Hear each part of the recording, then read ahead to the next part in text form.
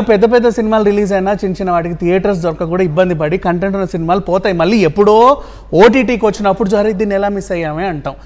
ఇంకా చెప్పాలంటే Khaleja is a very good example. 2500 సార్లు టీవీలో టెలికాస్ట్ అయింది గత 10-15 ఏళ్ల నుంచి. మళ్ళీ రిలీజ్ చేసినా కూడా 10 కోట్లు వచ్చాయి. మరి ఎందుకు మిస్ అయ్యాము? అప్పట్లో ఎందుకు ఇవాళ ఆ ప్రొడ్యూసర్ ఏడ్చాడు, ఈ హిట్ ఏదో అప్పుడే చేయొచ్చు కదండి అయ్యా అని.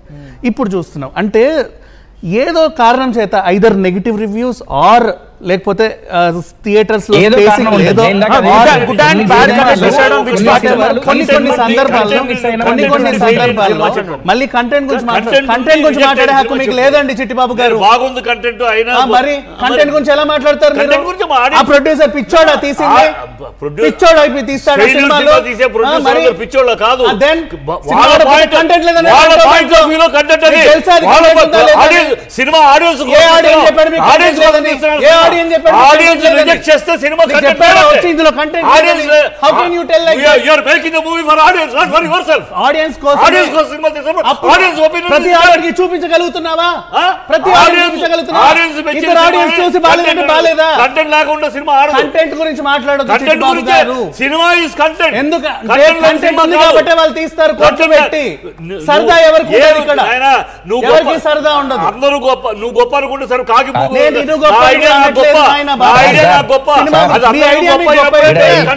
ప్రొడ్యూసర్లతో వాళ్ళు ఊరికే సినిమాలు తీరు.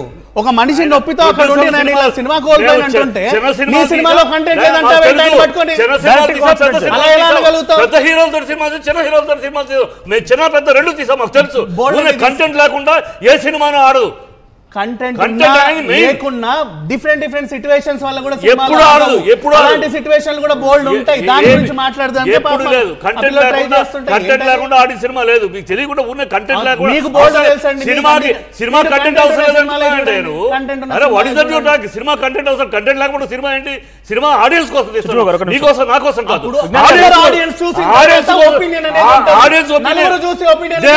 ఆడియన్స్ రిజెక్ట్ చేస్తారు. ఎవరు రిజెక్ట్ చేశారు? ఫ్లాప్ అయిన అంటే తక్కువ థియేటర్స్ లో రిలీజ్ అయితే అలా కాదు. పాజిటివ్ టాక్ వస్తే మెల్లిగా వెళ్ళింది, నెగటివ్ టాక్ వస్తే అక్కడితో ఆగుతుంది. ఏమీ లేదు. ఆ నెగటివ్ టాక్ వస్తుంది. బాగుంది టాక్. నా సినిమా నాకు బాగుంటుంది, ఓహో అనిపిస్తుంది, జనాలకు ఓహో అనిపించాలి. ఒక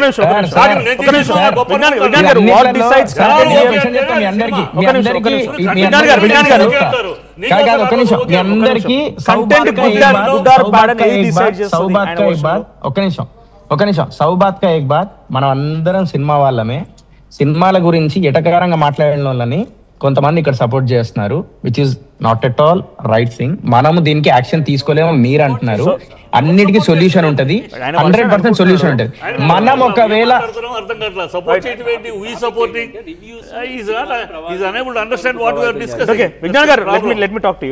గుడ్ ఆర్ బ్యాడ్ అనేది ఏది డిసైడ్ చేస్తుంది? Good content or bad content? Chittubabu గారు ఏమో కంటెంట్ ఉండబోతుందో లేకపోతే ఏం డిసైడ్ చేస్తారు?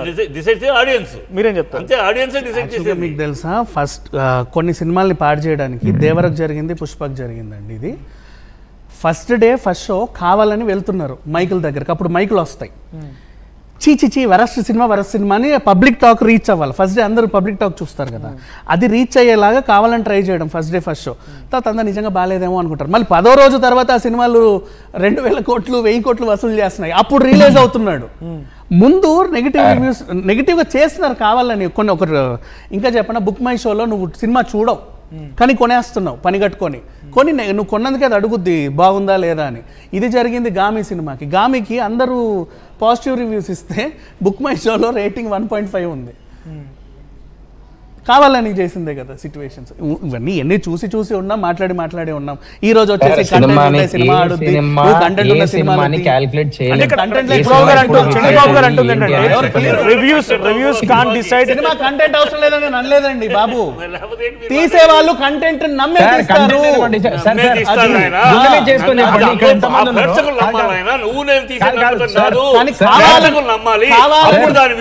వెటకారం కావాలని నెగిటివ్ గొప్ప, నా బిడ్డ ప్రజలకు గొప్ప అయినప్పుడే అది అందరూ కాకి ముద్దు, అది కోకిల పిల్ల అయినప్పుడు అందరికి అది ప్రేక్షకులు ఆదరించినప్పుడు నా కంటెంట్ నేను గొప్ప కంటెంట్ అని చేస్తాను, అది ప్రేక్షకులు ఆదరిస్తే కాకి పిల్ల కాకికే ముద్దు, కానీ కాకి పిల్లని తీసుకొచ్చి ఎవరన్నా లాగి కొడితే ఊకుంటారా?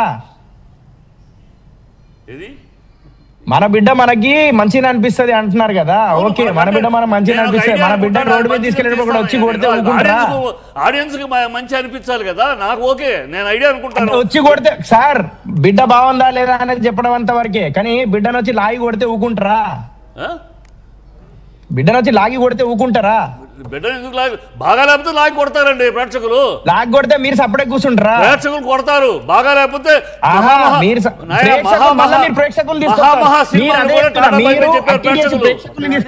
నేను రివ్యూస్ గురించి మాట్లాడుతుంటే మీరు ప్రేక్షకుల గురించి మాట్లాడుతున్నారు. సోహెల్ నువ్వే హీరోల సినిమాలు కూడా తిరస్కరించారయ్యా.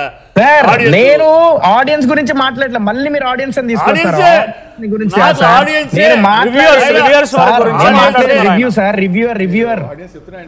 రివ్యూర్ అంటున్నారు.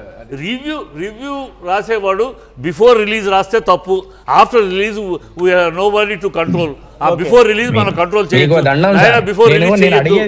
సార్ నేను అనేది ఏంటిదంటే సార్, నేను రివ్యూ ఇవ్వద్దు అనట్లేదు. ఓకే, స్టార్టింగ్ లో నేను అన్నాను రివ్యూస్ వల్ల ఎఫెక్ట్ పడుతుంది అంటే మాకు తెలుసు ఎంత ఎఫెక్ట్ పడుతుందో. ఓకే, ఎవరు ఇండివిజువల్ వాళ్ళది, నాకు అనిపించింది నేను చెప్పిన, ఓకే అది పక్కన పెట్టేసాను. నేను అనేది ఇప్పుడు ఏంటంటే, ఇప్పుడు ఈ రివ్యూయర్ అనేటోడు చెప్పే విధానం ఒకటి ఉంటది. సినిమాని ఎటకారంగా మాట్లాడేసి ఆ సినిమాని బాడీ షేమింగ్ లాగా, లేకపోతే అందులో ఉన్న ఆర్టిస్ట్ ని బాడీ షేమింగ్ చేసేసి సినిమాని మరీ పరమ చండాలంగా మాట్లాడేసుకొని ఇష్టమైనట్టు ఎటకారంగా మాట్లాడడం అనేది ఎంతవరకు కరెక్ట్ అని చెప్పేసి నేను అడుగుతున్నా. కానీ మీరేమంటున్నారు? కరెక్టే అని అంటున్నారు. మీరు ఆపలేరు.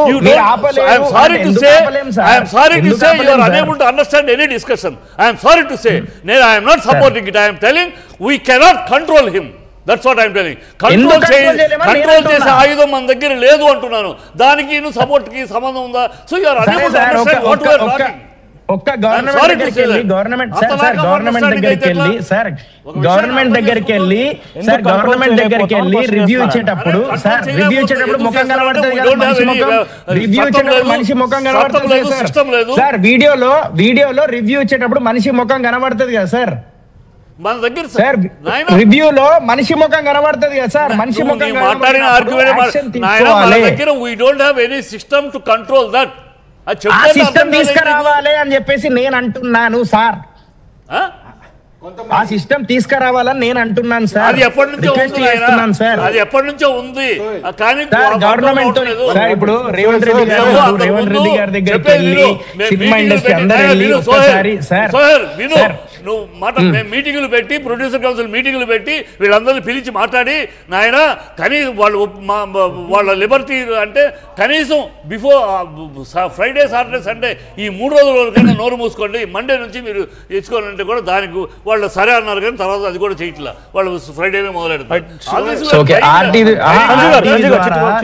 ఇప్పుడు ఈ ఛానల్ ద్వారా అక్కడ సోహెల్ గారిని అడుగుతున్నా, చెప్పండి. సోహెల్, ఇప్పుడు నువ్వు చెప్పావు కదా మనకు కట్టడి చేయాలి, కంట్రోల్ చేయాలని చెప్పి నువ్వు అంటున్నావు కదా సార్. అదే కదా నీ పాయింట్. ఇప్పుడు ఇందాక దాసరి విజ్ఞాన్ గారు ఇట్లాంటి అకేషన్స్ చూసుకుని పబ్లిసిటీ ప్రమోషన్ కి వాడేవాళ్ళు కూడా ఉన్నారు అని అంటున్నారు. ఏం సార్? ఇప్పుడు నువ్వేమో కట్టడి చేయాలి, ఎట్టి పరిస్థితుల్లో ఇట్లాంటి రాకూడదు అని అన్నావు, రైట్ సార్? రివ్యూస్ రాకూడదు, మీరు అదే అంటారు. రివ్యూస్ రాకూడదు అనేది చాలా క్లారిటీగా అర్థమైంది. బాడీ షేమింగ్ చేయొద్దు, రూడ్ గా మాట్లాడద్దు, మిస్బిహేవ్ అని దాన్ని టేకెన్ ఫర్ గ్రాంటెడ్ గా నీకు ఇష్టం వచ్చినట్టుగా మాట్లాడద్దు అన్నావు, ఫైన్, యాక్సెప్టెడ్. దానికి రూల్ యూట్యూబ్ పెట్టుకొని ఇన్స్టాగ్రామ్ పెట్టుకొని అట్లా చేయొద్దు అంటున్నా, రైట్, అర్థమైంది. ఇప్పుడు ఇట్లాంటి అకేషన్ వాడుకుని ప్రమోషన్ కి క్యాంపెయిన్ పనికొస్తుంది, బూస్టింగ్ పనికొస్తుంది చెప్పి వాడే అకేషన్ కూడా ఇది అవ్వచ్చు అని అంటున్నారు కదా, దానికి ఏంటి మరి? ఏంటి సార్ అర్థం కాలేదు. దీన్ని ఛాన్స్ గా తీసుకొని పూల చొక్కా పైన కేసేసి కూడా వర్జిన్ బాయ్స్ అనే సినిమా ప్రమోట్ చేసుకుంటుంది కదా. మరి ఇప్పుడు దీన్ని ఏం చేయాలంటున్నా? నువ్వు ఒక పక్క చేసే వాళ్ళేమో దీన్ని క్యాంపెయిన్ కింద వాడుకుంటున్నా, ప్రమోషన్ క్యాంపెయిన్ కింద. అంటే దీన్ని ఏం చేయాలి మనం? దీన్ని ఎలా చేస్తాం? ఎక్కడ ఆపుతాం? ప్రొడ్యూసర్ ఆపుతామా? ఇక్కడ ఈ రివ్యూయర్స్ ఆపుతామా? Where is the regulatory system? ఏం లేదు, ఇప్పుడు ఫిలిం డైరెక్టర్ గా I know very clearly what does that mean. ఒక సినిమా తీసి బయటకు వచ్చిన తర్వాత ఒక పర్సన్ సింపుల్ గా ఒక మాట అంటే వచ్చే బాధ ఏంటో ప్రతి ఒక్కరికి తెలుసు. Every one new this. నువ్వు అంటుంది కరెక్టే, కానీ అంత రూడ్ గా చెప్పకండి, అంత బాడీ షేమింగ్ లాగా అంత తీసి పడేసినట్టు చెప్పండి. Live it to the audience, let them decide అని అంటున్నావు. అంత సంస్కారం ఎవరికి ఉంది? ఎక్కడ సిస్టమ్ ఉంది? అది నువ్వు నన్ను ఇంటికి పిలుస్తావు సోహెల్ ప్రేమతో, నీ భోజనం పెట్టావు, నాకు నచ్చకపోతే నేను ఇదేం బాగాలేదని చెప్పి నేను అంటానా, లేకపోతే నువ్వు పెట్టిన దానికి నువ్వు పిలిచిన దానికి సంస్కారం బాగాలేదు అనడం వేరు, భోజనం తీసి ముఖం మీద వేసి వేరు సార్. అదే చెప్తున్నా, ఆ సంస్కారం ఎక్కడ ఉంది అంటున్నా ఇప్పుడు. లేదా మరి అది సొసైటీ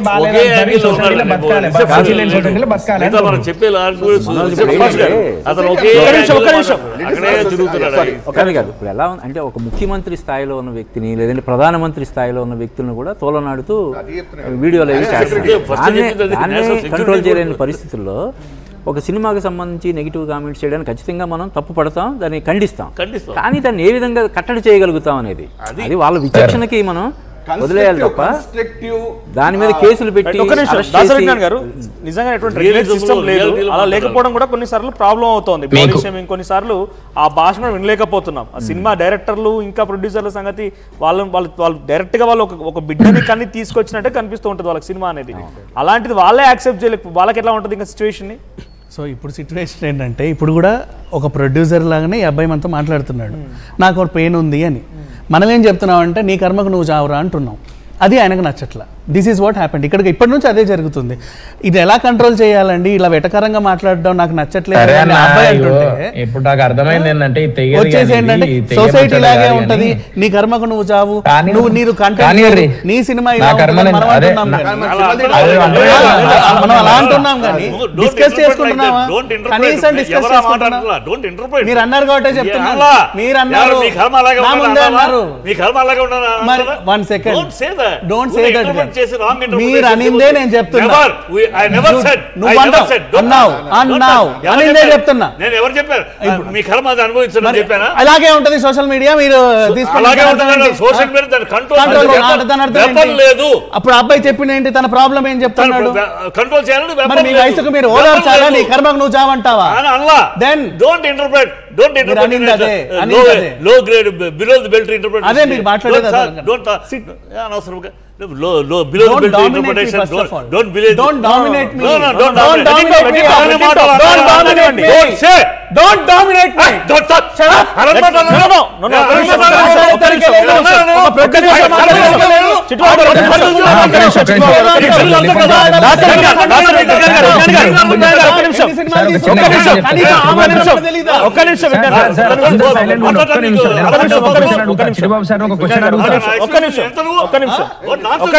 ఈ ఎక్స్పీరియన్స్ పనికి రావాలి.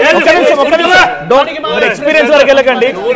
సారీ ఇదే పనికి సారీ ఒక్క నిమిషం. Confirm topic. నో చిట్బాబు గారు ఒక్క నిమిషం. Let him talk. నో ఒక్క నిమిషం. విజ్ఞాన్ గారు కన్ఫర్మ్ టాపిక్ గురించి మాట్లాడారు. ఆయన ఏమంటారంటే కంట్రోల్ చేయలేకపోతున్నాం సోషల్ మీడియా. డైరెక్ట్ గా మెన్షన్ చేయలేదు ఆయన. We cannot have a regulatory system అనేది అది లేదు అని అన్నారు అంతే. లాస్ట్ మంత్ దానికి ఫైండ్ అవుట్ చేయమన్నారు. కంట్రోల్ సిస్టమ్ లేదు అని అన్నారు. చిన్న ఎగ్జాంపుల్ అడుగుతా అన్నారు ఆయన. కంట్రోల్ సిస్టమ్ లేదని అన్నారు. మీరు అలాగే మళ్ళీ తనండి నీ సినిమాలో కంటెంట్ లేదు అందుకు ఆడలేదు. లేదు నీ సినిమాలో మెన్షన్ చేయలేదు. కంటెంట్ సినిమాలు ఉన్నాయి, ఆడతాయి, లేకపోతే ఆడలేనాయి. సినిమా ఆడలేదని కదా తను చెప్పుకున్నాడు. చూస్తారు లేకపోతే చూడరు. అలా అయిపోయింది. ఏమంటున్నా రెగ్యులేటరీ సిస్టమ్ లేదు. రివ్యూస్ వల్ల ఎలా ఫేస్ చేస్తున్నాం సిచ్యువేషన్ మీకు పర్సనల్ ఎక్స్పీరియన్స్ చెప్పండి. ఉన్నప్పుడు మంచి కోసమే మాట్లాడాలి. ఆఫ్ కోర్స్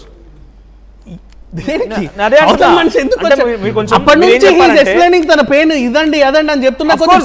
పొడుస్తా ఉన్నారే తప్పితే ఆయన మెన్షన్ చేస్తూనే ఆయన గురించి నేనేమంటున్నా అంటే సోషల్ మీడియా రివ్యూస్ ఎంత ప్రభావితం చేస్తున్నా లాంగ్వేజ్ గురించి కూడా ఆయన మాట్లాడుతున్నారు. ఆ బాడీ లాంగ్వేజ్ అలా ఉంటుంది, మేము హర్ట్ అవుతున్నాం అన్నప్పుడు అవునండి ఇది ఇలా ఉండింది, మనం ఏదో ఒకటి చేద్దామని ఒక మాట చెప్పినా బాగుంటుంది. మనం ఏం చేయలేకపోయినా అట్లీస్ట్ ఏదో ఒకటి చేద్దామన్నా కూడా బాగుంటది కదా వినడానికి చెప్పినోడికైనా. మీరు కొంచెం లేట్ గా వచ్చారు. ఫస్ట్ ఆయన ఏమన్నారంటే చిట్బాబు గారు ఆల్రెడీ మీటింగ్స్ చేసాము, అది పాసిబుల్ అవ్వలేదని కూడా చెప్పారు ఆయన స్టార్టింగ్ లో. మీరు చెప్పండి, మీరే సలహా ఇవ్వండి. రివ్యూస్ ఇస్తామని కూడా చెప్పారు. ఈ మధ్య వాళ్ళు పాటించట్లేదు. మీరే సలహా ఇవ్వండి. విన్నాను మీకున్నటువంటి ఫిల్మ్ జర్నలిస్ట్ గురించి అని చెప్పింది. మనం మాట్లాడే